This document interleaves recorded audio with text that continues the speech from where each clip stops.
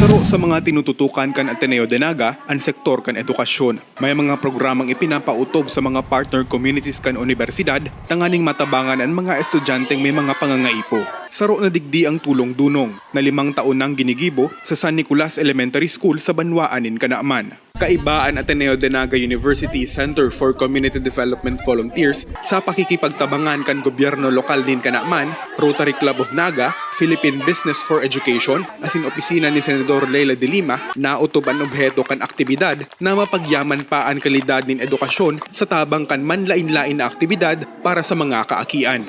Tutorials, sports clinic, asin feeding program, anpirasa na sa mga aktibidad na pig-oprisir sa mga kaakian.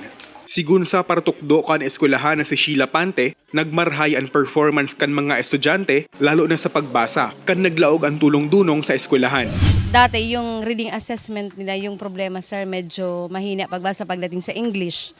Tapos nung magkaroon ng tulong-dunong sa kanyang iba pang mga project ng Ateneo po dito, medyo na-improve po yung reading level ng mga aki. Tapos po yung mga skills nila na medyo hindi namin kumbaga, nadidiscover, pagdating sa tulong-dunong, nadiscover sir.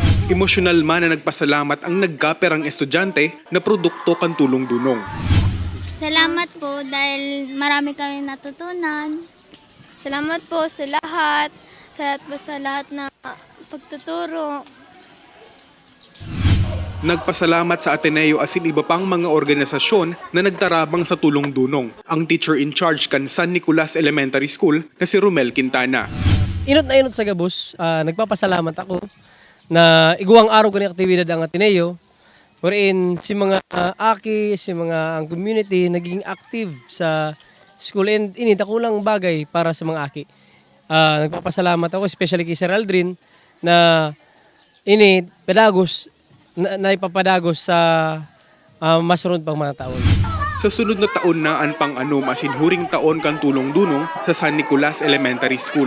Alagad matatapos man ang programa, laom kan mga student volunteers na nagsirbing mga paratukdo dain ang gadmalingawan kan mga estudyante ang mga leksyon na itinukdo sa inda asin maging inspirado sa pagklase tanganing maabot ang sa indang mga pangarap.